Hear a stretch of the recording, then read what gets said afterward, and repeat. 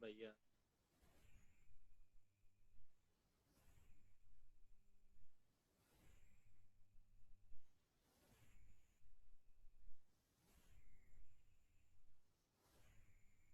अच्छा, वो मीटिंग का टाइम खत्म हो गया था।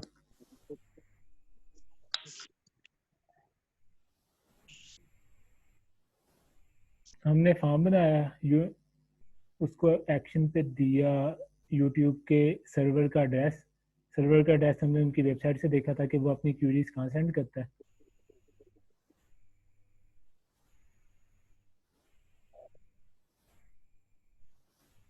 हमने एक इनपुट फील्ड बनाई टेक्स्ट के नाम की, और उसका नाम वही रख दिया जो कि यूट्यूब ने अपनी इनपुट फील्ड का रखा था। हमने सबमिट का एक बटन लगाया। अब हम चाहते हैं जैसे ही हम सबमिट प्रेस करें तो इस इनपुट फील्ड के अंदर जो भी लिखा होगा वो इस नाम के साथ इस सर्वर के एड्रेस पे सेंड हो जाए, और ये यूट्यूब के सर्वर का एड्रेस है। तो हमने एक अपना एक नकली फॉर्म बनाया। अब इस फॉर्म के अंदर मैं जो भी लिखूंगा,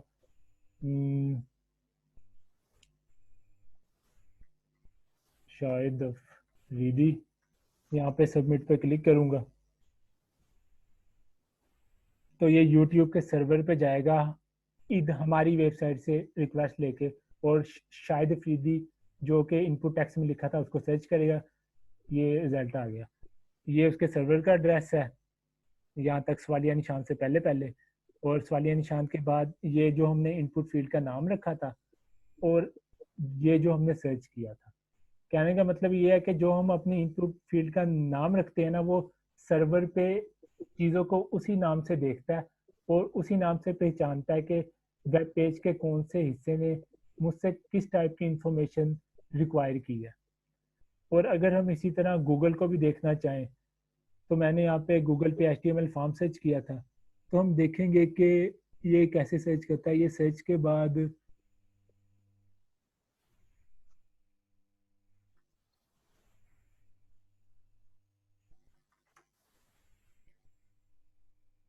जीमेल अगर सर्च करें,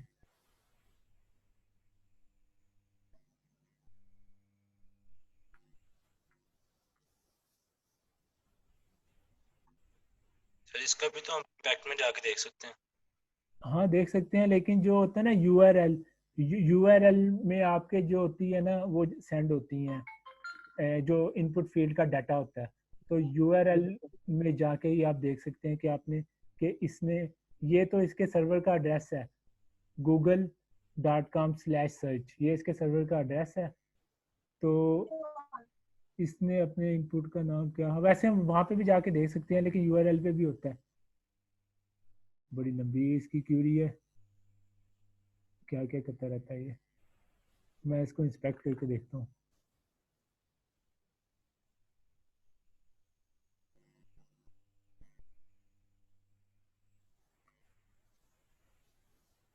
इनपुट, इसने नया नाम रखा है क्यू। अगर हम इसी फॉर्म का नया फॉर्म बनाते हैं, कॉपी किया, हाईजैक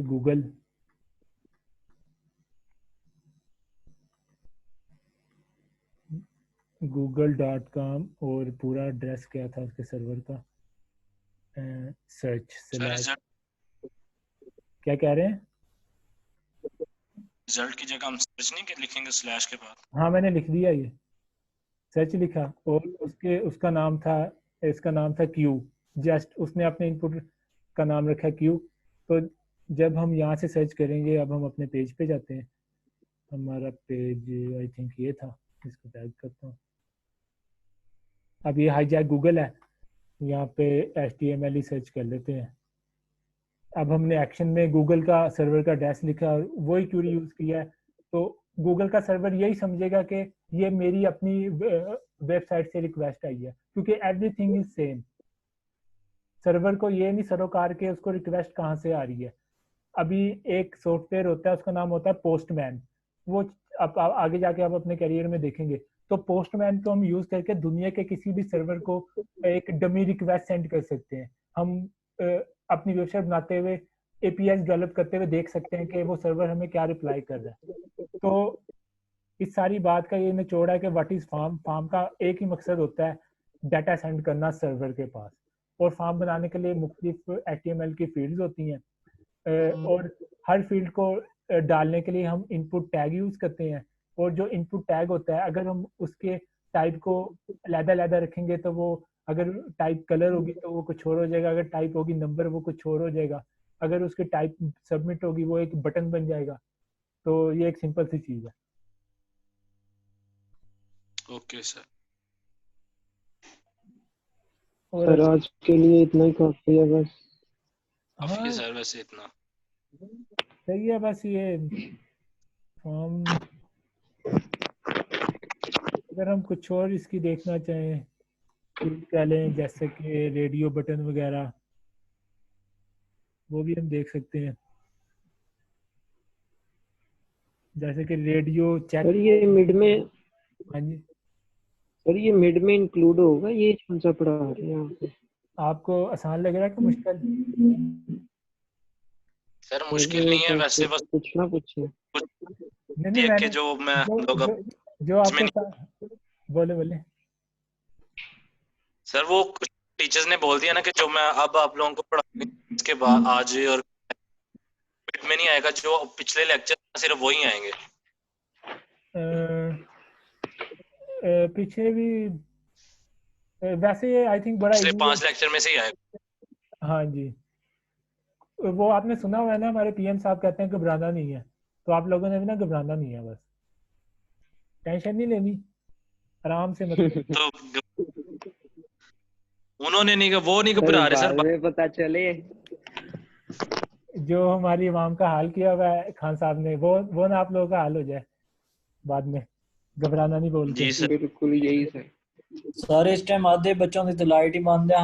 कुछ ही बच्चे ही हैं जो पढ़ पा रहे हैं, इतना मसला बना हुआ है। नहीं, लाइट हमारे घर भी एक तो पिछले 2 दिन पहले तो पूरे मुल्क की चली गई। यहाँ पे भी चिन्होट में भी कोई हाल नहीं, कोई टाइमिंग नहीं होती, कभी भी ये 3-3 घंटे बंद कर देते हैं।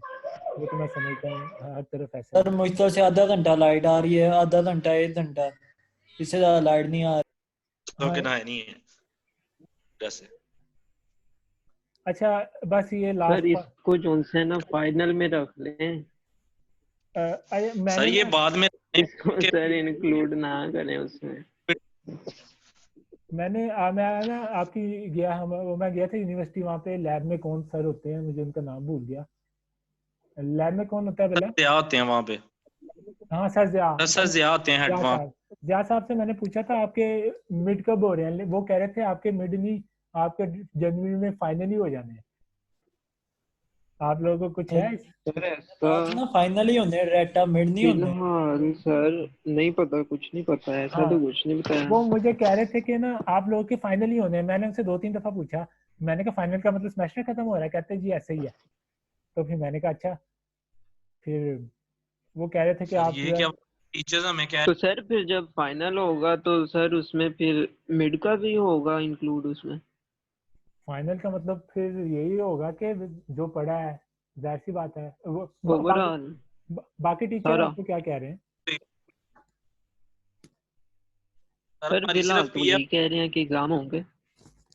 नहीं, वो तो होंगे, लेकिन मिड और फाइनल एक होगा कि अलग अलग होंगे? मिड नहीं, वो कह रहे हैं मिड आपके होंगे। आवाज कट जाती है। कह रहे हैं कि सर मिड मिड होंगे होंगे आपके। अभी एक मैम ने बताया, कह रही थी कि मिड होंगे आपके। अच्छा चलें देख लेते हैं। मुझे भी बस उन्होंने बताया था, फिर मैंने उसके बाद पूछा नहीं। मैंने कहा देखते हैं जो भी आ जाएगा ईमेल वगैरह। तो कुल मिला के सर हमने घबराना नहीं है। हाँ जी, वो मैंने आपको बता दिया है। और घबरा के करना भी क्या है, कोई मसला नहीं है। और नंबरों की टेंशन नहीं लेनी, जस्ट आसान सा पेपर होगा।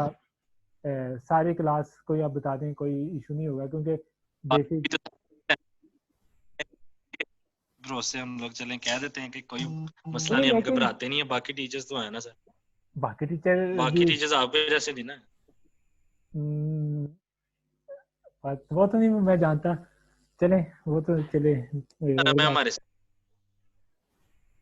अच्छा ये वो तो हमसे बहुत ज्यादा प्यार करते हैं सर। अच्छी बात है, अगर टीचर अपने स्टूडेंट्स की केयर करें तो ये तो बहुत बड़ी अच्छी बात है। तो सर आप नहीं करते? नहीं, स्टूडेंट्स बच्चों जैसे ही होते हैं, जाहिर सी बात है। टीचर के लिए तो मतलब सारे ही अच्छे होते हैं। नहीं सर, आप प्यार तो करते हैं ना। फिर जाहिर सी बात है, ये तो पूछने वाली बात है। अच्छा अब ये हम एक 3-4 चीजें और देख लेते हैं कि चेक बॉक्स वगैरह। अब इसको भी तो नाम देख लेते हैं, यस ये मैं एग्री।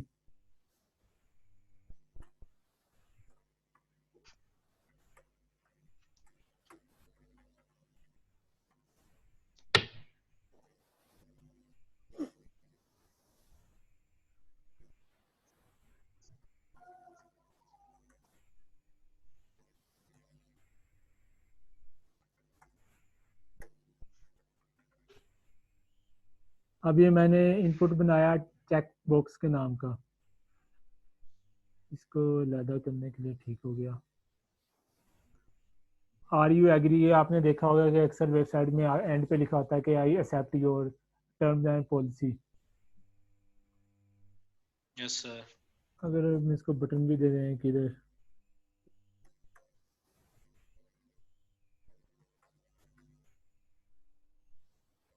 यहाँ पे मैंने आपको एक खास चीज दिखानी थी।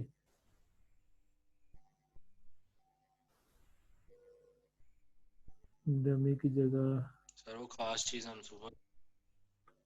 चले, कोई मसला नहीं, अभी आपने सोना ही है, आपने कौन सा जागना है, सोने का टाइम है। सर ये जो सारा है, खुद भी करके।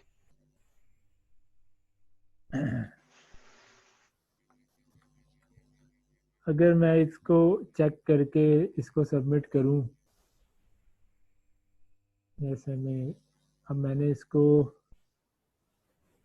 यस आई एम एग्री, हाँ अब देखें मैंने इसको चेक करके सबमिट किया है, ये सवालिया निशान के बाद इसका नाम लिखा हुआ है यस आई एम एग्री, और उसकी वैल्यू बराबर है ऑन के।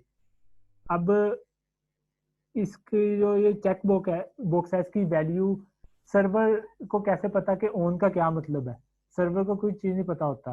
तो हम इसको जो वैल्यू देंगे ना वो हमारे वैल्यू एट्रीब्यूट में आएगी। जैसा कि हम सर्वर को बताते हैं जिसने इस बटन को चेक कर दिया ना उसको तुम, वो बंदा हमारी पॉलिसी से एग्री करता है। इसकी वैल्यू अगर मैं कह दूं एग्री, ऑन कर क्या कह रहे हैं? ऑन और जीरो भी तो हो सकता है सर। ऑन ऑफ से एग्री का नहीं, मतलब क्रॉस और टिक का साइन। अब मैं एग्री आपको एग्री। ये देखिए मैंने इसको सबमिट किया। अब यहाँ पे यस आई एम एग्री का जो है ना, यहाँ पे लिखा है एग्रीड।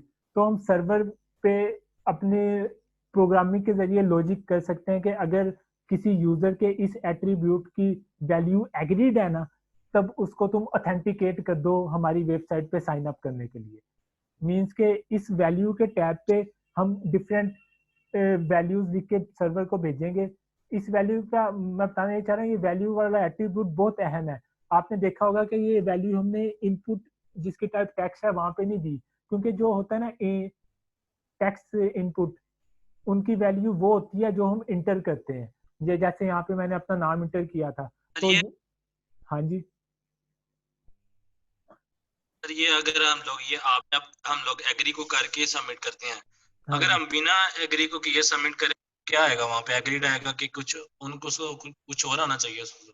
अभी बिना एग्री किए तो एक्सपेरिमेंट करके देख लेते हैं। अ, कुछ भी नहीं।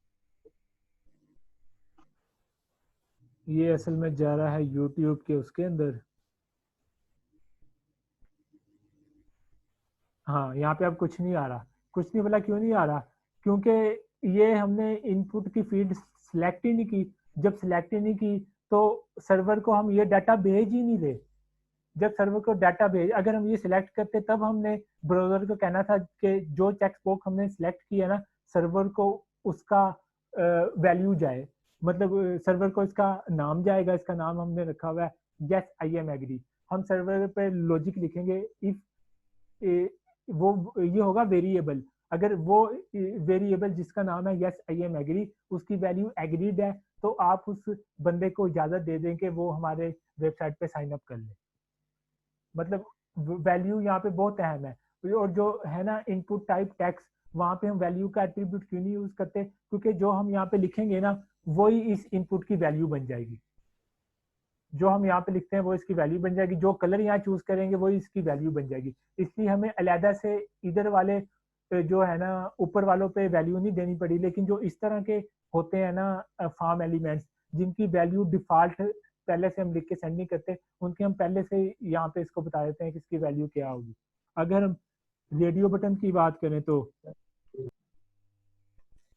रेडियो बटन किस टाइप के बनाएं। फर्ज करें आप शॉपिंग कर रहे हैं किसी उस पे ई कॉमर्स साइट में, योर शर्ट साइज, आपकी शर्ट का साइज क्या है, यहाँ पे इनपुट का एक वो बना लेते हैं, इसकी टाइप रख देते हैं रेडियो, RADIO रेडियो, और इसका एक लेबल लिख लेते हैं,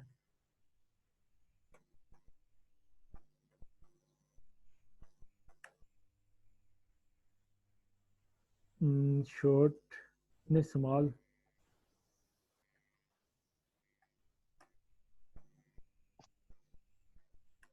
इनपुट टाइप रेडियो,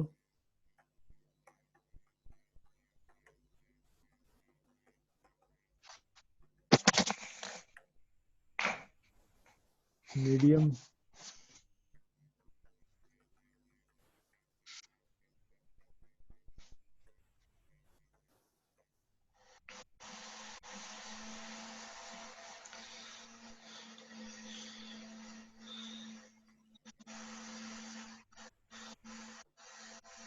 लार्ज। अगर हम इसको देखें अब हमारे फॉर्म को, वो कुछ इस तरह से बन जाएगा कि भाई आपका शर्ट का साइज क्या है। अब ये है रेडियो बटन। लेकिन यहाँ पे एक चीज़ है, आपने देखा होगा वेबसाइट पे आप एक टाइम पे एक बटन ही सिलेक्ट कर सकते हैं, लेकिन यहाँ पे तीनों के तीनों एक साथ सिलेक्ट हो रहे हैं। हाँ जी, सवाल है किसी का कोई? नहीं सर, मैं आप पे एग्री कर रहा हूँ जी, ये सही कह रहे हैं आप। अच्छा, सही है, मेहरबानी। अच्छा, अब ये तीनों के तीनों रेडियो बटन एक साथ सिलेक्ट हो रहे हैं। हालांकि होता तो ये है कि अगर हम ये सिलेक्ट कर रहे हैं, फिर बाद में जब ये सिलेक्ट कर रहे हैं तो मीडियम वाला काटा हो जाना चाहिए। वो हम कैसे अचीव करेंगे? इन तीनों को हम दे देंगे नाम, और इन तीनों का नाम होगा सेम। मतलब हम ब्राउजर को ये बता रहे हैं ये रेडियो बटन आपस में अटैच है, तो इसका हम नाम रख देते हैं साइज। मतलब ये इससे हम साइज पता करना चाह रहे हैं कि भाई इस बंदे ने शॉपिंग करनी है, इसकी शर्ट का क्या साइज है। और इधर भी इनपुट पे इसको नाम दे लेते हैं, नेम, इसका साइज। अगर अब तीनों रेडियो इनपुट का नाम सेम है तो अब ब्राउजर को पता है दे आर कनेक्टेड। तो मैं ये सिलेक्ट करूंगा तो वो ये वाला अनसिलेक्ट हो जाएगा, ये सिलेक्ट करूंगा तो ये अनसिलेक्ट हो जाएगा। अब ये हो गया। अगर मैंने ये स्मॉल सिलेक्ट किया है और मैं सबमिट का बटन दबाता हूँ, अब ये देखें साइज पे आ रहा है ऑन। ये एक बड़ी मैनाखेज बात है, साइज का बटन ऑन है। सर्वर को हम कैसे बताएंगे कि अगर साइज ऑन हो तुम इसको इस साइज की शर्ट दो? तो सर्वर को तो कुछ नहीं पता ना, इसलिए जो है ना वैल्यू का टैब बहुत अहम है। अब अगर जो है ना स्मॉल जो इनपुट है वो हमें उसके बाद में लिखा है स्मॉल, इसको हम वैल्यू हमें दे देते हैं कि इसकी वैल्यू होगी स्मॉल, और इसको हम वैल्यू देते हैं जी, इसकी वैल्यू मीडियम है। और अगर इसको हम वैल्यू दे दें, ये लार्ज है ना। अब मैंने इन तीनों इनपुट फील्ड्स को अलग-अलग वैल्यू दे दी है।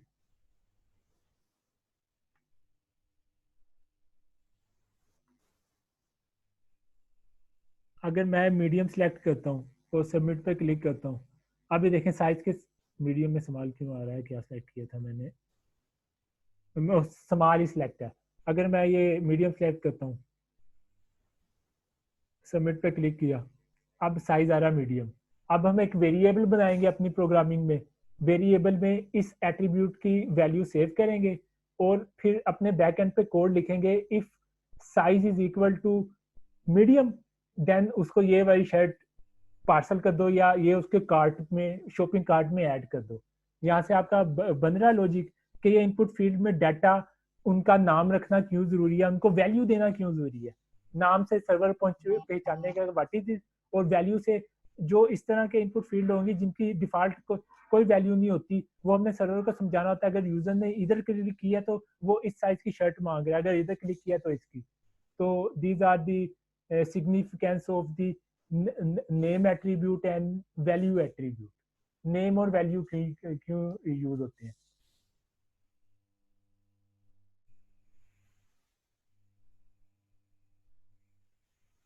कोई है कि सारे चले गए? सर है, लेकिन सारे लगता है बोर हो गए हैं। कह रहे हैं सारे सर कि बस करें, आज के लिए इतना काफी है। बस सही है। वो गर्ल्स भी सर दो कम से कम वो जो फॉर्म है, मैं उसकी मतलब जो इम्पोर्टेंट एस्पेक्ट हैं उसको ही कवर करने की कोशिश कर रहा हूँ।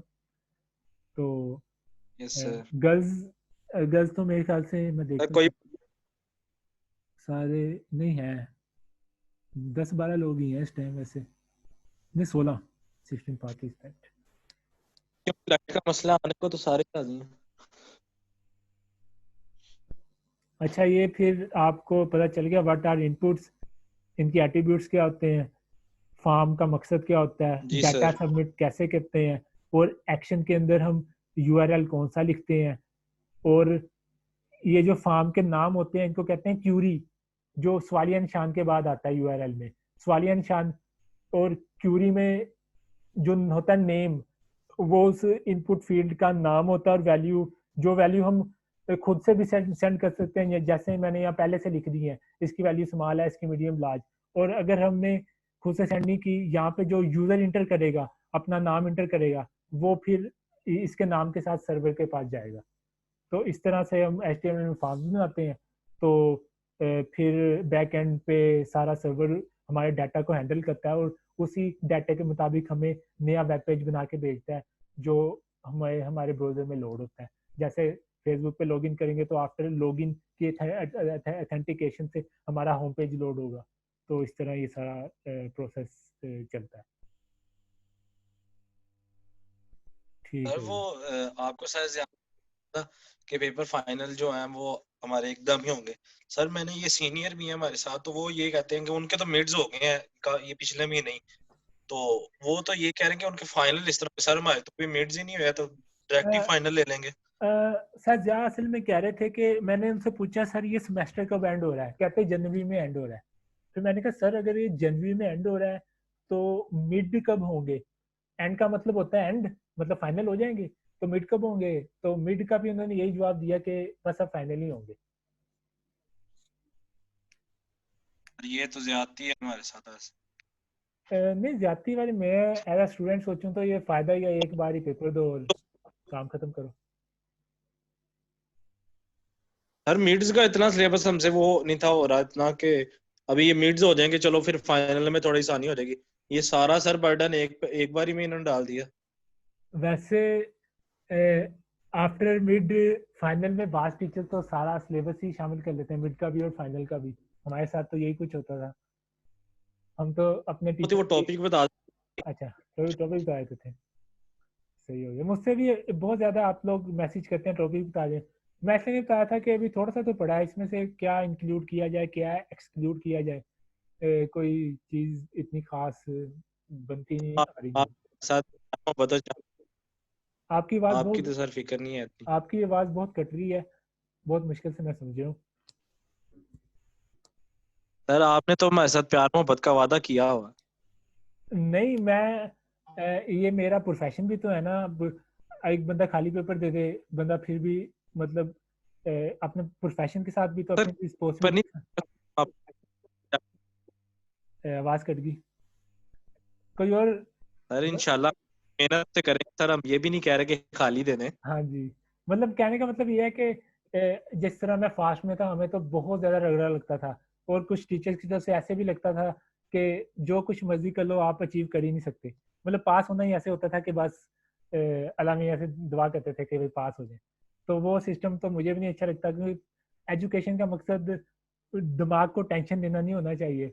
जस्ट स्टूडेंट की रिस्पॉन्सिबिलिटी है उसको चीज़ें बता दो, सीखना। और इंटरनेट से तो वो हमारा, आप लोग किसी के मोहताज नहीं, मेरे भी नहीं, बल्कि आपको मेरे से ज़्यादा आता है। यूट्यूब पे जाएं, मतलब कहाँ से नहीं हम लोग सीख सकते। और सही बात है सर। वो, ये हाँ वीडियो जी, आपने कौन सा वर्जन किया हुआ आवाज़ कट गई। सर? विजुअल स्टूडियो आपने कौन सा वर्जन किया हुआ है?